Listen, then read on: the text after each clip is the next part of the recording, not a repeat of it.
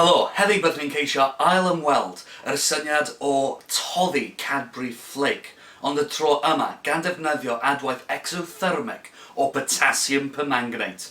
Ond cyn hwnna, rholiwch yr intro.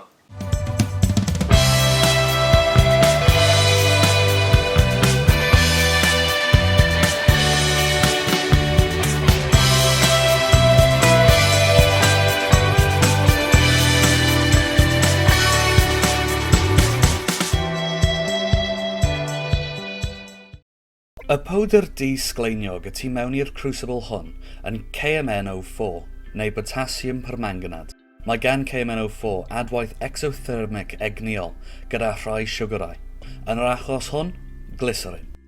Mewn eiliadau, mae'r gres y tu mewn i'r crucible yn adeiladu i'r bwynt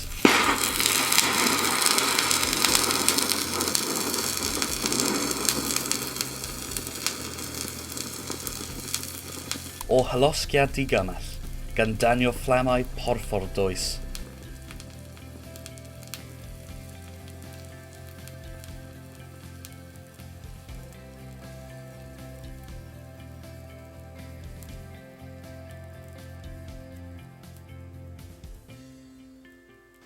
Yr hyn rydym ni'n mynd i geisio yw i siwgrau y tu mewn i'r Cadbury Flake, adweithio gyda'r KMNO4 a gobeithio toddi'r Flake. I gael mwy o wybodaeth am ein hymdrechion toddi Flake blaenorol, cliciwch y cerdyn ar frig y sgrin. Nawr rydym ni'n aros. Ac aros.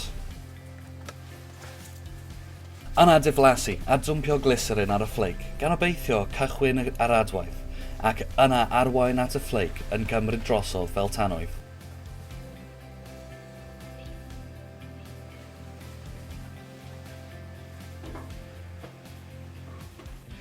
Ar ôl 4 munud gyfan, mae adwaith yn dechrau. It's doing it, it's doing it!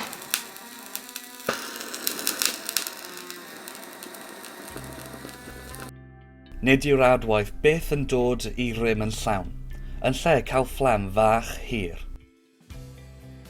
Mae'n ymddangos bod y Flake yn lle gweithredu fel ffynhonnell tanwydd, yn gweithredu fel rhwyster, gan atal yr adwaith rhag lledaenu.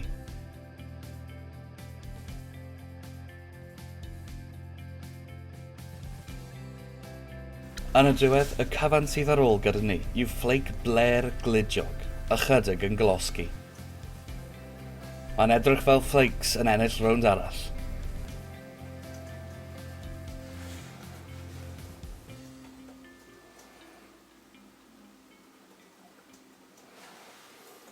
Ac yn anffodus mae hynna yn ddod ni i'r diwedd, ond diolch yn fawr am gwylio. Please rhannu, hoffi a subscribio a cario ymlaen i ddysgu. Hwyl!